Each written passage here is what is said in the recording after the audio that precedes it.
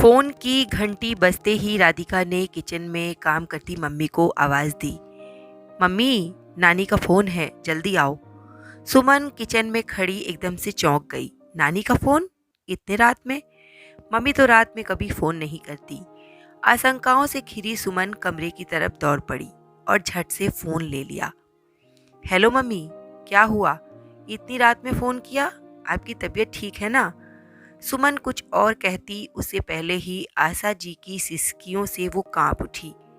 क्या हुआ मम्मी? आप रो क्यों रही हैं? रोइए नहीं, मुझे बताइए क्या हुआ। पर आशा जी चुप नहीं हो रही थी, रोती ही जा रही थी, रोती ही जा रही थी। मम्मी, अगर आप कुछ नहीं बताओगी तो मैं अभी घर आ रही हूँ, अभी इनसे कहती हूँ। नहीं सुमन, संजय को परेशान ना करो, मैं ठीक हूँ। परेशान ना होना, ठंड बहुत ज्यादा है, इतनी रात में यहाँ मत आना। सुमन ने आशा जी की बात काटते हुए कहा, अच्छा नहीं आती, पर आपको मेरी कसम, रोइए नहीं और मुझे बताइए कि क्या हुआ। भाभी कहाँ हैं? मेरी बात कराइए, मैं उन्हीं से पूछती हूँ कि क्या हो गया। नहीं सुमन, तुम बहू से कुछ मत पूछना, वो गुस्सा करेगी। क्यों? ऐसा क्या हो गया कि आप उनसे अब डरने लगी हैं? मेरी बात कराइए उनसे। घर पर कोई नहीं है, सब नीता के मायके गए हैं। उसकी बहन की बर्थडे पार्टी है ना। मेरी तबीयत कुछ ठीक नहीं, इसलिए अकेले घबराहट हो रही थी, सो तुम्हें फोन कर दिया। बेमतलब ही तुम्हें परेशान किया। अच्छा, अब फोन रखती हूँ, तुम सो जाओ। नहीं माँ, मैं सो जाऊंगी, पर आप सच सच बताइए कि क्या बात है। आप इतनी कमजोर नहीं कि घबराहट से रोने लगे। पापा के जाने के बाद आपने जैसे मजबूती से मुझे और भैया को संभाला, मैं उसे भूली नहीं हूँ। मुझे बहलाइए मत, आपको राधिका की कसम, सच बोलिए। आशा जी धर्म संकट में पड़ गई। सुमन, तुम भी छोटी छोटी बातों में कसम देते हैं क्या? ये कोई छोटी बात नहीं मम्मी, आपका रोना मुझे सहज स्वीकार नहीं। सुमन, तेरी भाभी मुझे पसंद नहीं करती। मैं चाहे जितना भी काम करूं, मुझे सुनाती ही रहती है। अनिल भी उसे कुछ नहीं कहता। सारा परिवार एक साथ हंसता है, खाता पीता है, और मुझे मेरे कमरे में ही खाना दे दिया जाता है। मैंने कल बहू से कहा कि मुझे मिर्च मसाले डॉक्टर ने मना किए हैं, मेरे लिए अलग से सब्जी बना दिया करो।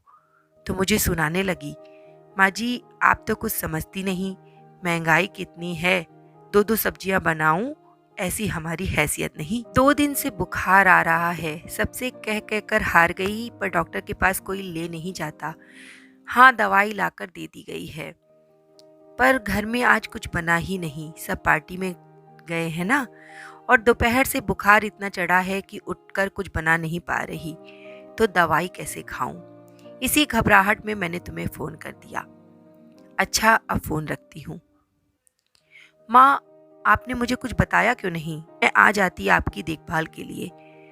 कोई बात नहीं, आप परेशान ना हो, मैं अभी आती हूँ, और आप मुझे मना नहीं करेंगी, ये मेरा हक है, मैं आपकी बेटी हूँ, कोई गैर नहीं। थोड़ी देर में सुमन अपने मायके पहुंच गई संजय के साथ। सुमन के भैया भाभी तब तक घर पहुंच चुके थे। भाभी ने जैसे ही सुमन को देखा हड़बड़ा गई। अरे दीदी, आप इतनी रात में, क्या हो गया? सुमन गुस्से में कुछ नहीं बोली। भाभी, माँ कहाँ है? अपने कमरे में, और कहाँ? अनिल ने गुस्से में जवाब दिया। और सुमन, यूं पुलिस वालों की तरह पूछताछ क्यों कर रही हो? इतनी रात में यहाँ आने का कारण क्या है?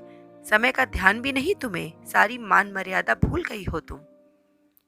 मान मर्यादा की बात तो ना ही करें आप भैया तो अच्छा रहेगा, सुमन ने अनिल को जवाब देते हुए कहा।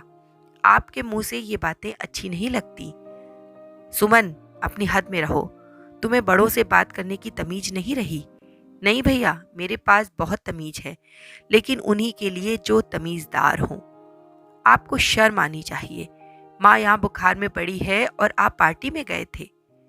गए थे तो क्या, माँ को दवाइयाँ दे के गए थे, ऐसे थोड़े ना गए थे। हाँ, दवाइयाँ दे के गए थे, पर आपने ये जानने की कोशिश नहीं की कि उन्होंने वो दवाइयाँ खाई हैं कि नहीं। मेरे पास इतना समय नहीं सुमन की छोटी छोटी बातों पर ध्यान दूं। और माँ कोई बच्ची तो नहीं कि दवा ना खा सके। सुमन और अनिल की आवाज सुनकर आशा जी कमरे से बाहर आ गईं। तुम दोनों शांत रहो, इतनी रात में इतनी तेज से चिल्ला रहे हो, सारे मोहल्ले में आवाज गूंज रही होगी, लोग क्या कहेंगे। वाह माँ जी, पहले खुद ही बाहर वालों से शिकायत करती हो, बेटे बहू की इज्जत खराब करती हो और अब इज्जत की दुहाइयां देती हो। नीता ने आशा जी को गुस्से से घूरते हुए कहा, और दीदी आपको यहाँ इस तरह बात करने का कोई हक नहीं, ये हमारा घर है और अगर आपको अपनी माँ से इतना प्यार है तो क्यों इन्हें अपने साथ नहीं रखती। ले जाइए इन्हें अपने साथ, इनकी देखभाल करना केवल हमारी ही जिम्मेदारी है क्या, आपकी भी तो माँ है ये। सच कहा आपने भाभी, ये मेरी भी माँ नहीं, सिर्फ मेरी ही माँ है और हाँ, इन्हें मैं अपने साथ ही रखूंगी। पर एक बात कान खोल के सुन ले, ये मेरे पिता का घर है और मैं जब चाहूँ यहाँ आ सकती हूँ, मुझे कोई रोक नहीं सकता। मैं अगर चाहूँ तो इस घर पर अपना दावा भी कर सकती हूँ और उसे पा भी सकती हूँ, पर ऐसा करूँगी नहीं। ईश्वर का दिया मेरे पास सब कुछ है, पर माँ की कमी थी जो आज पूरी हो गई। चलिए माँ, आज से आप हमारे साथ रहेंगी।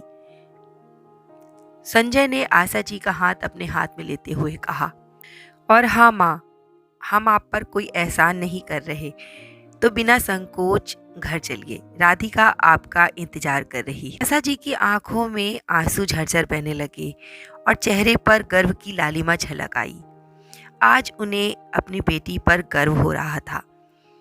एक बेटे की माँ होने से ज़्यादा उन्हें एक बेटी की माँ होने पर आज गर्व महसूस हो रहा था।